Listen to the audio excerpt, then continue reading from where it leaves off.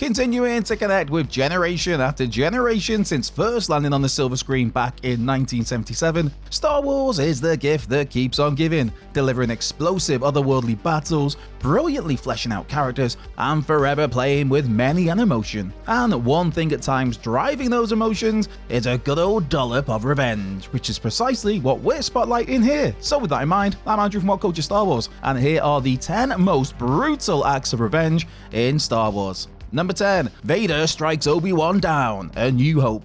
Prior to any prequel or sequel output, the death of Obi-Wan Kenobi had a slightly different context to it, as in Kenobi and Darth Vader were old rivals who had one final battle that Vader was the victor in. This was still an emotional scene, but subsequent years have seen that death have several new layers added to it. More specifically, the death of old Ben was at least in part driven by revenge. As seen in their fiery exchange on Mustafar in Episode 3, Anakin felt Obi-Wan had betrayed him, with the hatred in Vader again coming to the fore in the Kenobi TV series, to the point that this intense hatred even has Palpatine questioning Vader's obsession with his former master. Plus, Vader's ego and pride were hit hard by a further defeat to Obi-Wan in that series' final episode. So, when Darth Vader finally strikes Obi-Wan Kenobi down in A New Hope, from Vader's viewpoint at least, this was very much an act of revenge. Number 9. Snitches get far more than stitches. Solo, a Star Wars story. As the old saying goes, snitches get stitches, or in a galaxy far, far away, snitches get shot dead, as that's exactly what happened to Tobias Becket. Of course, Solo features a whole bunch of ragtag rascals who all obviously have their own self-interest as their priority, as shown by Han Solo planning to double-cross crime boss Dryden Voss, only for Han's own gang leader Tobias Becket to have already ratted out Han to Voss, just for Becket to then double-cross Voss, kidnap Chewbacca, and escape with a bunch of coaxium. So when Han finally catches up with his mentor figure, he serves up some glorious revenge by simply shooting Becket dead mid-monologue, for which Becket uses his dying breath to commend Solo for his actions. Number 8. Hands-on with the Hutt, Return of the Jedi. Having been briefly seen in A New Hope and then name-dropped in The Empire Strikes Back, Jabba the Hutt came to the fore in the opening act of Return of the Jedi, where Jabba had Han Solo's frozen torso on display as a trophy. Rescue missions from Leia and then Luke would eventually pay off, but not without a fair few hitches. And while Luke had to battle a Rancor and was planned to become Sarlacc Chow, Leia was forced to be one of Jabba's minions, decked out in a gold bikini as Jabba creepily slurped all over her. Of course, as part of my own favourite sequence of the entire Star Wars franchise, Luke would escape that Sarlacc fate in magnificent fashion. Seriously, what a sequence. Which then gave Leia the opportunity to choke Jabba to death with the very same chain that he'd enslaved her with. Number 7. Rey's Roaring Rampage of Revenge, The Rise of Skywalker. Having spent 2 movies trying to discover who her parents were, only to be told they were absolute nobodies, The Rise of Skywalker flipped that on its head by revealing Rey was related to Emperor Palpatine. Not just that, but her parents were killed by Palpatine after they refused to join the dark side, and Rey was hidden in order to keep her away from her evil paternal grandfather. Getting to indulge in some good old revenge, Rey eventually gets to take down Palpatine for good thanks to the lightsabers of Luke and Leia, plus a bunch of goodwill from numerous fallen Jedi. That battle would take the life of both Rey and Palpatine, but luckily Ben Solo was on hand to bring Rey back, even if that did cost Ben his own life.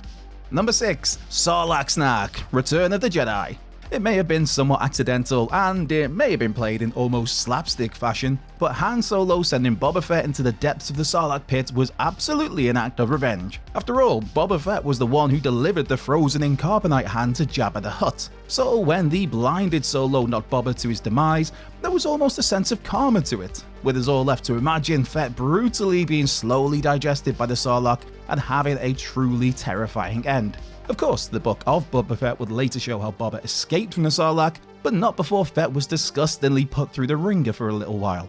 Number 5. Payback Say Sith, Revenge of the Sith. Forget the age-old adage of an eye for an eye, this act of revenge saw Anakin Skywalker deliver a decapitation in retaliation for losing a hand. Attack of the Clones may have seen Count Dooku lop off one of Anakin's hands, but Skywalker brought down a raging thunder of revenge when the two next did battle in Revenge of the Sith, where at the behest of an increasingly giddy Palpatine, Anakin beat the tar out of Dooku, took control of his opponent's lightsaber, then used the two lightsabers to clinically decapitate the Jedi turned Sith, with this ominously serving as part of Anakin's own journey from Sith to Jedi, and yet another example of Palpatine using people as pawns in his rise to power.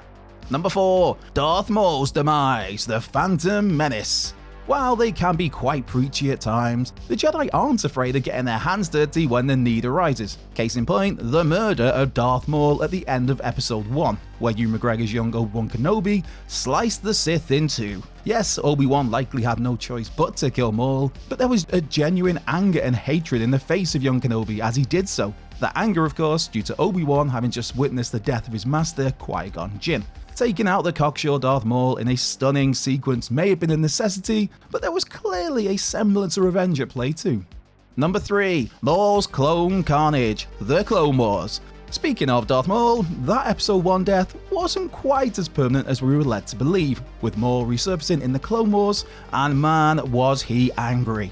Here, Maul hated Palpatine for disowning him, hated the Jedi because, well, they were the Jedi, and pretty much hated the entire doomed galaxy as he had visions of how Palpatine's rise to power would play out. And when Maul finds himself imprisoned on a Star Destroyer at the same time Order 66 is activated, it turns out Palpatine had also ordered for a couple of clones to kill Maul. By the time Ahsoka releases him as part of a distraction plan, Maul is full of vengeance against, well, pretty much everybody. But in particular, he brilliantly fends off a bunch of Palpatine-controlled clones, most brutal of all being a sequence where Maul uses the Force to pull one poor clone's arm into a blast door as it's in the middle of closing, causing that arm to be ripped completely off. And by the time all is said and done here, Maul causes the Star Destroyer to crash, killing pretty much everyone involved. Number 2. The Tuscan Radar Massacre, Attack of the Clones. It might not be the greatest of Star Wars movies, but Attack of the Clones does have a few bright spots, one of which being when Anakin slays the residents of a Tuscan village in the Valley of the Spirits. A truly brutal act that continued Anakin's descent towards the dark side. This was an act of revenge from a young Skywalker who'd been haunted by visions of his mother Shmi in pain as she was being held captive by some Tuscan raiders. By the time Anakin does find she's on the verge of death and soon passes away, leading to the Jedi slaughtering any man, woman and child in sight in an extreme act of revenge that's quite understandable when you're in Anakin's shoes. Number 1. The Destruction of Alderaan, A New Hope. A tad petty, sure, but the destruction of Alderaan was an act of revenge from the Empire. Deemed the perfect way to make a major statement against the growing Rebel Alliance, this was also perfect, if not slightly skewed revenge against Leia Organa for her disobedience in refusing to help the Empire in its quest to conquer the galaxy. Of course, blowing up Alderaan was also part of a dick measuring contest for the Empire, with Grand Moff Tarkin wiping the planet out of his existence as a way to show how powerful a world-destroying Death Star was. When it comes to brutal acts, it's tough to top taking out a planet and its entire population, which is exactly what happened here.